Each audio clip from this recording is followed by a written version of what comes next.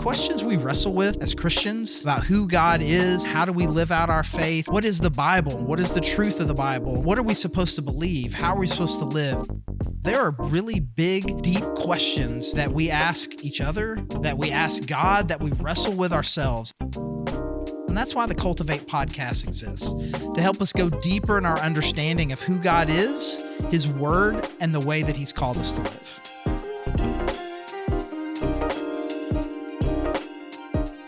Hey everyone, welcome to the Cultivate podcast through the Grove Church. I am Charlie Loften, the lead pastor there, and we have with us Abigail Boone. Abigail Boone, I'm trying to go with that one now. Arkansas. Yeah. I like that. I like well, that. hey, I want to interject right here, though. Stop. So, quick backstory to the listeners. I was at a basketball game seeing Charlie's favorite team, the Hogs. Go Hogs. And I heard the announcer, and I texted Charlie, and I said, can you do that announcer voice? And he just texted back 100%.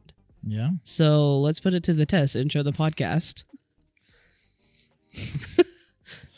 Welcome to the Cultivate podcast with the Grove Church. I'm Charlie Loften, the lead pastor there, and we have with us the one, the only, Abigail Boone. That was pretty good. That's pretty good. I'll accept it. I mean, it was great. It's like, in order for me to really do it well, You'd have to be super loud. I got to be loud. Yeah, that's fair. You got to be loud, and that just didn't feel.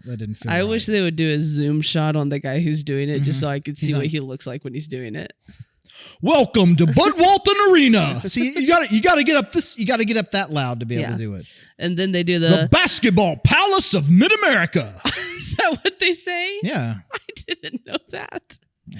Mid-America. It's too loud for a podcast. That's hilarious. All right, well, thanks for doing that. A gentle podcast like ours. Oh, we're a gentle podcast. Yes. So we have Abigail Boone with us. Thanks for doing that. Creative director, podcast coordinator, and I haven't introduced you as an expert in a while, but since based on today's topic, sin expert. Yeah, I really reveled in that. Abigail Boone, thanks for joining us. So, as people who've been listening, we've been working our way, I don't want to say slowly, I'll say methodically. Okay. That's probably a better way to put it. Systematic theology. Yeah. And we've worked our way through theology proper, through bibliology. What else have we covered? Angelology. Anthropology. And then we've just done a lot of Q&As. A lot of Q&As. Oh, yeah. We just finished up a whole bunch of Q&As. Q&Aology. Yes. That was hard to... That was in it. And now, really kind of building on, if we go back to our last non-Q&A episode, we spent some time talking about the fall of humanity under anthropology. And that builds a bridge to the next topic, which is one of your new favorite words. Yeah. Which is? Hamartiology. That was close enough. That was what did I get wrong? That was. I feel like you're kind of swallowing it. It's Hamartiology. Hamartiology. There's only one R. Hamartiology. Yeah, I could tell you're kind of like swallowing some of the syllables in there because you're hamartiology. Okay, maybe. It's a thick word. So the study of sin yes. is what we're talking about. Hamartiology comes from, so it's logos, the study of hamartia, which is sin. The Greek word for sin. Okay. And so what does the Bible say about sin? We're spending time talking about what is sin, what does the Bible say about sin? Everybody's favorite topic, original sin. Are we born sinners? What are the consequences of sin? So we'll spend some time all over that. And I can only imagine. It's funny. I step into this, I start prepping for what questions the next section. I'm like, this is going to have a lot of questions. Yes. Well, it seems pretty, it's not that all of the other topics haven't been talked about throughout the whole Bible, but this one really seems like it's all over the Bible. It's a primary theme. Yeah. Yeah. Theme. So I'll just start with a question to you then, in anticipation of Q&As later. So, Abigail, what is sin? Missing the target. Oh, come on. Sin is... I would think anything that is going against God's intended design for humans. Can I get a ooh? Ooh, that's really good. Was it good? But now you're just talking to a bro. If you're talking to a bro. A bro. Probably things that are probably not good. and don't lead to good things. Mm-hmm. I mean, you said bro, but I would probably say this to a bro. I would say probably things that stunt human flourishing. Okay. Well, where did that feels like you got that from somewhere very specific. Where does that idea come from? I don't know where it came from, but I definitely heard a talk, I guess, at some point that mentioned human flourishing, and it just made sense in my mind. Mm-hmm. That if you look at the Garden of Eden, everything is flourishing and human flourishing, and there's nothing standing in the way of human flourishing the way that God would create it. And then the fall just stunted flourishing in every way that you could imagine, and that was the entrance of sin. All right, so when your youngest niece turns 3 and she comes up with that, like, Abigail, I heard this word. What does she call you? What do you think she's going to call? I guess she's not really talking well They enough. used to call me Abba, all of them, but it slowly transitions to Abigail, and then Abigail, and then Abigail. Oh, okay, just kind of works this way. So they're the youngest 2 are on Abigail right now. So how would you explain to a kid, little kid, what is sin? Things that God said not to do. Okay, all right. That's pretty concise. Yeah. That's because the interesting thing is, I ask you what sin is, and you gave me your best. I've heard people give talks on this answer. Missing the mark. Yeah. And then you gave a big answer, and then you broke it down a little bit, and really, it's not that any of those things are the right answer or any of them were wrong. It's just one of those things where it's like, we all know what it means. Oh, sin, right? Yeah, for sure. Mm-hmm. Like sin is a word that doesn't need to be defined. What is sin? I mean, like bad things. Sin is sin. But right? I hesitate to just say bad things, because sin isn't necessarily like suffering. Isn't just like tried and true sin. Like there might just be like hard seasons that come from a world of sin, but it's not like you sinned and so you're suffering. Yeah, like someone died, now you're suffering. That's sin. That's not true. Yeah, I mean, again, not everything that is bad is sin. Right. But you could say that too. Well, yeah, I mean, but it's really, when you say like bad things, like doing a bad thing. Yeah, that's sin. That's sin. Yeah. But that doesn't even incorporate all of what sin is. And so it really is kind of hard to give what feels like a thorough and complete answer without, sounding like a tool bag. Yeah, which I did. Oh, no. Human flourishing. No, that was really good. Okay. That was really good. I liked it. But it's interesting. We'll start with your tongue-in-cheek answer about missing the mark. Okay. Do you know why people use that phrase a lot? Isn't it an archery thing? Yeah. Like it's actually a part of the archery game. Yeah, so the primary Hebrew word that is translated sin is hata, and then the primary Greek word is the one we've been talking about, Hamartiology. And they take off theology. Yeah, but both of those have the idea of trying to do something and missing. Mm-hmm. So it's not that it's necessarily per se an archery term, but it is. It became. It is a term that is used in archery, which is to miss your target. So you could say falling short. Yeah. So that it really is a play on words of sorts when Paul says, all have sinned and fallen short of the glory of God. Mm-hmm. All have sinned and have sinned with respect to the glory of God. Right. I mean, so it has an idea of like, I was trying to hit something. And so that's what makes that verse so good, because it then answers the question, if sin is missing a target, what is the target? And so he makes it very explicit. If you say, everyone has sinned, it's like everyone has missed the target. Missed what target? What target? Mm-hmm. And fallen short of the glory of God. Yeah. And so the two primary words that are used in the Old Testament and New Testament both have that implication of missing a target. Also, a lot of the words that get translated sin or get used to describe that really can be described as unrighteous or lawless, those kinds of things where they really are more legal terms. Mm-hmm. So it's not necessarily missing a target. It is a law breaking. Yeah. So what is sin? Sin is having a target and missing it. Sin is having a set of rules or guidelines or laws to follow and not doing that. Yeah. And so I would say 90+% of when the Bible talks about sin is talking about that. There is an ideal of laws, of rules, of who you're supposed to be. And in one way or another, you are failing to hit that target. Mm-hmm. You are not living up to what you're supposed to. You are not following the law. But here's the thing that I think where we can get a little, I feel like we can get a little incomplete because most of the time when people talk about sins, like name me 3 sins, mm-hmm. right? People are going to talk about explicit bad things that you do. Yeah. But it's more than just that. Mm-hmm. What is it? Well, it's also just your state of being. A state of being? What do you mean? Well, this is getting into the sticky waters, but we're born into a sinful world.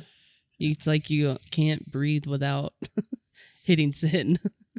So it's like baby's first breath. Shoot, there it is. Okay, so you're always okay. We'll that gets way too into it, but it just feels we'll like come to that. We'll put a pin in that and come back into it in the next episode. But it just feels like it's your natural posture is going to be sinful because that is what has been passed down.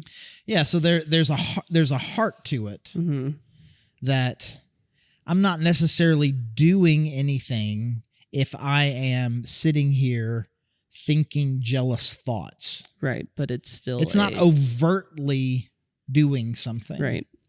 And so that's a heart sin. That's an attitude. Mm-hmm. It's an internal thing. But then there's also the bad things that we do. But then there's also, I don't know why it's always a little old lady that needs to cross the street. Oh. It's always a little old lady. But and then you don't, or you're like a sore after the gym girl. It's too sore to walk. Yeah, or somebody has they've spilled something out on the floor in front of you, and you walk past them. Someone spills their favorite homemade chili, the one thing that they are the best at, and they spill the chili all over the office carpet. What do? I would be like, oop, I didn't see that. Walk out. And so you ready for another little clever thing that pastor preacher types say? Yeah. Well, there's sins of commission. And you're going to say omission. Sins of omission. I couldn't tell you what that means, but I have heard it before. And there are sins of permission. Disposition. Oh. So things that you overtly do. Okay. Commission. Things that you fail to do that you should do. Omission. And then there's what's going on in your heart. Disposition. Your disposition. Interesting. Do you wish, we'll just get off target here for a little bit. Do you wish that we rhymed more or did more alliterations? More alliterations or things like that? Do you wish we did more of that? It does actually help me remember things. So will you remember that? If I ask you next episode, will you be able to drop? Yeah, actually. Okay. Yeah. All right. That tracks Perfect. In my mind. Okay. So we've already mentioned a few of them. Do you know of any others kind of key verses that kind of help us understand what sin is? What sin is? Oh, I should probably, other than Romans 6:23. Which is? The wages of sin is death, but the free gift of God is eternal life in Christ Jesus our Lord. It's a good one. We'll come back more to that one in the 3rd episode on sin, where we talk about consequences. I don't know a specific verse of it.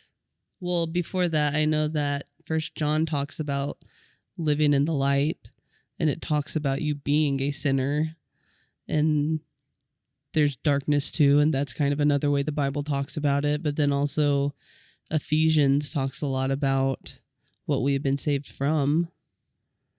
I know somewhere in the Old Testament, Moses reads out commandments. There you go. There's a list of them somewhere. Somewhere in the Bible. Yeah, so I think one really good important verse is when you kind of danced around there in 1 John, where he's he talks a lot about love, but he also talks Mhm. a lot about sin. And in 1 John 3, verse 4, he says, everyone who sins breaks the law. In fact, sin is lawlessness. I nailed it. You did. And so you put that together, that sin is lawlessness, and then go back to, for all have sinned and fallen short of the glory of God. You kind of put those two ideas together, that sin is lawlessness and that we fall short of the glory of God. Mm-hmm. The idea there is, well, then what is the target that we're trying to hit? And what determines something being or not being sin, whether it's something that you're doing or failing to do or an attitude that you have in your heart, is a standard that God sets. Mm-hmm. And, we're sitting here on a Christian podcast. Whoa. Sorry, I just thought of another one. Romans 7 and 8. That's where he's like, oh, what a wretched man am I. I do what I don't want to do, and I don't do what I want to do. And that's talking about sin, right? Yeah. Okay. Yeah. Sorry, continue. Got it. I don't know if you've ever snapped before. And I know it may seem like, of course, to be sitting here in a systematic theology Christian podcast through a church and say it is God that sets the standard. Right. But at the same time, I think if we are going to fully define it, there is, fallen short of the glory of God. Are you going to define glory? You want to define glory? Not me. What do you? I've never understood what it is. The only thing in my mind is like the halo that's around God. Okay, keep going. What do you mean? He has an like aura. Like you're not wanting to say aura because it feels new agey. An aura of goodness and holiness and greatness around him. And I mean, I wouldn't imagine that's what we're shooting for, because we are like God, but we cannot be God. But I guess we would. So you're not trying to fall. You're not falling short of being God, because that's more than just sin. It's maybe like being not acceptable being smart around. Enough. Is it like being acceptable to be around that goodness? Okay, yeah. So this is one of my least favorite things in the world. Okay. Which is I come into a room of normal people, and I weird the room by being in there. Does that happen often? Where are you just like, just me coming in? Oh, everybody watch your language. True, everybody watch your pastor. language. Pastor's here. Or, you walk Does into a room. Does it offend you more that I don't treat you like that? Someone's holding a beer. Gotta hide it. I know, okay, so I hate everything about that. So don't please don't. No, please but don't. That's please don't a do it. similar Please don't idea. please don't ever do that to me. But do I do that to you? No. Don't ever. But even in that, in the ridiculousness of that, there's a picture of it somehow where it's like, I know that this behavior, I believe in this moment that this behavior is offensive in some way, is not worthy of offensive this person. Is good. Right? I would never speak that way with a baby in the room. I would never do that if my kids were in here with me. This sense of which, where if I were around such innocence, pureness, goodness, I feel like I must behave a certain way in order to be worthy of them. Yeah. Right. To honor them. And so you see something so beautiful and glorious and pure. You're just like, you should, there's a standard that you feel like you need to live up to. So is that the target? But the standard then is determined by the one who is the glorious one. What does, I say, I'm just a person, so don't think of me in that way as different than a person. If you shouldn't do it in front of me, then you shouldn't do it in front of any person. Right. I'm just a person. The fact that you feel like you need to check your language or check what you're drinking says more about what you think about language and drinking than what it says about me. But anyways, God is the one that determines. And so he has a greater sense of his worth and value. And so if you want this, if you want to be in my presence, there is a standard that you have to hit. which Is in the story, intimidating. do what? It's intimidating. Well, in the story in Isaiah, when he kind of gets called up into the presence of God, and it says that there's a real misty room, which is really interesting because you can't see God. So God says, if you see me, you die. So all the instances where people, it seems like they have some sort of interaction with God, it's veiled in some way. Yeah. But even what he could see was overwhelming to him. So would you And he's say, like, I'm not worthy to be here. I shouldn't be in his presence. I am unclean. Get me out of here. And then that really weird story. The angel takes a piece of coal out of a fire and puts it on his tongue and says, well, okay, now you've been cleansed. It's okay for you to be here now. So whatever that is the glory that Isaiah felt in that moment. Right, he's experiencing firsthand, literally, the glory of God, but even in a veiled way, a super righteous dude like Isaiah still. I mean, he was devastated. I shouldn't be here, and so that is falling short of the glory of God based on what I do, what I don't do, and who I am. That's a relatable thing. It's like you go to a wedding that's black tie and you're like, I should not be here. Yep. But you don't fit the occasion. You know that you're not appropriate for the occasion. Right. And again, there's ways that you talk at work. There's ways that you talk at home. There's ways that you talk with your friends. There's ways that you talk to your parents. There's ways that you talk around children. And there is a way to behave, to live, if you want to be worthy of God. And anything that falls short of that is sin.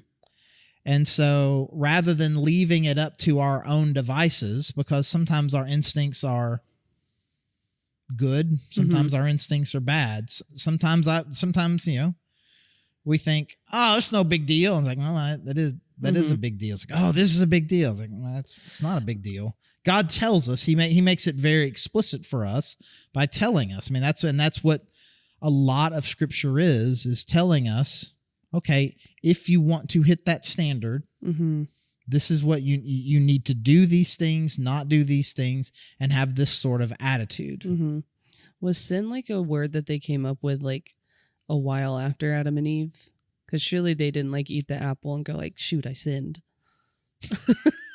It's like kind of asking I would say this is more of a theological question and less of a theological anthropology question and more just a general anthropology question, like how do you invent the first language? Right. Because so they would have just literally understood it in the concept of like we did something to offend being in the presence of God. What language did they speak? And I mean, essentially, like you're born an adult. That would be. They weird. were born adults. Like what had God kind of imputed into them? Levels of knowledge that adults should have.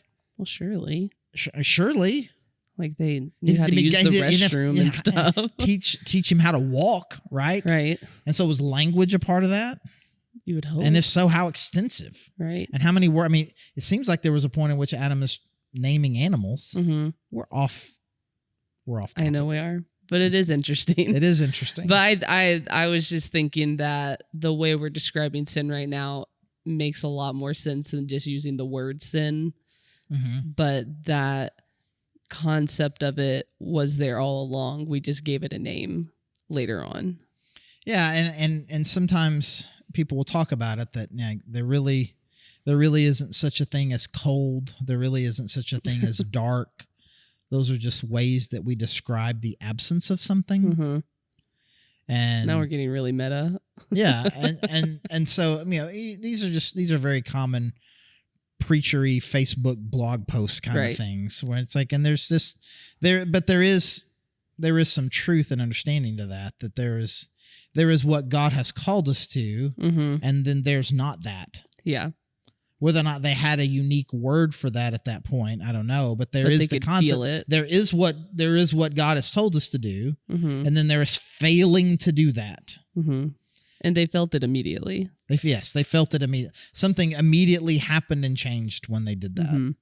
And so up until that point, they had done nothing that was outside of that. They did not have any particular internal characteristics that were preventing that. And there was just for them one rule. Mm-hmm. Don't eat that. Mm-hmm. But once they did that, a very specific act of commission. That's right. What I was just about to say. You look like maybe you weren't trying to say. I'm trying to put you on the spot. And immediately it says what happened to them. They felt shame. So then immediately they felt it. Something happened in here. Mm-hmm. Like I did something I wasn't supposed to, and then I immediately feel the distance. Mm-hmm. And so I'm going to cover myself. I need to hide. Mm-hmm. So the same thing that Isaiah is feeling. I should not be seeing this. Right. They no longer felt worthy, even though God wasn't walking around like he had been doing. They didn't even feel worthy of being in this place anymore. Mm-hmm. Because of sin. They had for the first time failed to hit the mark. Right. And so there really, I guess I can't say there was, and the law hadn't come yet. There was a law, but there was just one law, mm-hmm. and then they broke it. And then over time throughout the Old Testament, God begins to enumerate, okay, well, this is, if you want to not fall short, mm-hmm. this is what it looks like. And this is a little bit off the topic of this. This is really more in maybe a biblical theology. Or maybe we're talking a little about the law. Maybe we can get into this a little bit when we're talking about soteriology, okay. which is salvation. But I do not think that the law was given, and Paul makes this pretty clear, the law was not given to show you how you could attain. But it showed you how much you're lacking. It showed you that you can't attain, mm-hmm. which was then, as Paul said, was meant to be as a tutor, a guidepost, a trail leader of a steward, someone to point you to your need. Mm-hmm. It was meant there to expose the problem. Stuff. Okay, you want to be perfect? This is what you need to do. And you read the list and you're like no I had already done like 100 of these even before I saw right. the list. Right. So this means I'm already falling short. So now yeah. what? Will you, just for the sake of, there might be some listeners that don't know what that jargon word all encapsulates, but when you say law, you're talking about everything that was written in the Old Testament, or you're well, in the broadest sense of the word law, it is just a rule established by an authority. mm-hmm. So Adam and Eve had a law, right, which was don't eat from that tree. Mm-hmm. That they had a law. And then in the Old Testament, in the time of Moses, he was given what they referred to as the capital L law, mm-hmm. which were the rules and regulations that were meant to govern the Jewish people, mm-hmm.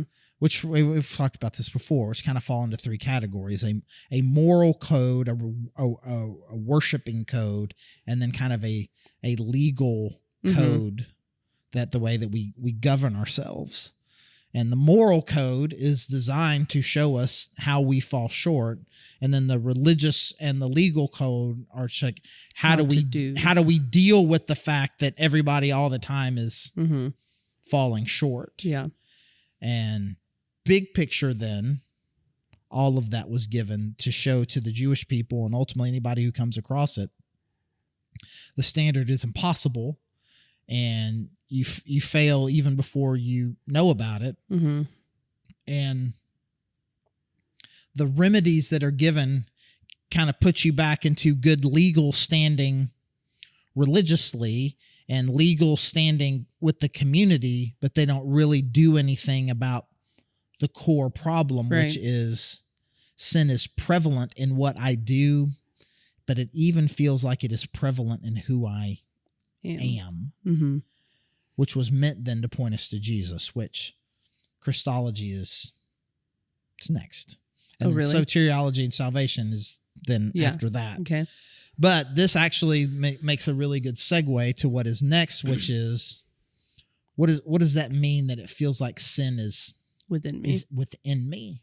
It almost feels characteristic. Mm-hmm. It almost feels like it is a part. It's not like I am a good person who sometimes does bad things, or I'm an innocent person who fell into bad things. Mm-hmm. It feels like there is something corrupted about who I am. Right. And you're naturally bent towards. Yeah, like I have a bent. Mm-hmm. And so the question then is something that philosophers like to talk about. You know, I mean, are we born good? Are we born innocent? Are we born bad? And you know, sometimes people that we really don't like really hit the we're born evil, we're born sinners kind of stuff. Mm-hmm. And we live in a world now, if someone I don't like says something, I am necessarily must take the opposite position. So we'll spend some time next episode just kind of talking about what is that? What does the Bible really say about, am I, quote, in my nature, am I a sinner? Right. Without even acting on something. Right. Am I someone who's not a sinner who sometimes sin, or is there something characteristic about me or people, not just me, but just people in general, that makes us, quote, sinners? And so in that, we'll talk about, original sin, sin nature, imputed sin, all these kinds of things. We'll dance around it a little bit, just enough for you to be able to generate a lot of 20 questions. good questions. Okay. But we just we want to start here with make sure we understand the basic concept before we get into the big, deeper theological questions about it. And at its core, then, sin is anything that falls short of being worthy of the presence of God. I like that definition. Okay. And so there's things that we can do overtly that are bad, that would make us feel unworthy. There are good things that we should do that we don't, that would make us unworthy. And then there's just generalized attitudes and heart things that we could have, which would make those things. What are the 3 rhyming words? Omission, disposition, and what's the first letter? C. Commission. There we go. Heyo. And so put in that. So lawlessness, being unworthy of the glory of God, things that we do, don't do, or just generalized attitude. That is kind of what is considered sin. And so now we'll move from that to that is what sin is, to trying to ask and answer the question, is sin part of our nature or not? Right. All right. You ready for that? Yeah. I know you are. I hope you're ready for it too. And as always, thank you for joining us, and hope you enjoyed our kind of stepping one foot into the pool of kind of what sin is and trying to understand it. Because again, we're going to be building a case here for what sin is, how serious it is, what its consequences are, which will then lead us right into Jesus and the gospel and what our needs are. So appreciate you joining us. Encourage you to come back, join us next week as we talk about original sin, sin nature, all those things. And again, if you would be interested in knowing more about our church or any way that we can help and serve you, please go to thegrovechurch.org/connect. We would love to help you, answer any questions, serve you in any way that we can. And again, thank you for joining us. Thank you for listening to the Cultivate podcast. Our hope is that you are taking steps to go deeper in your faith, that you are asking big questions and you're looking for answers. We hope that we can be a resource for you through our podcast and any other way that we can help you. You can find all our episodes anywhere that you can find podcasts, including YouTube. And again, thank you so much for joining us.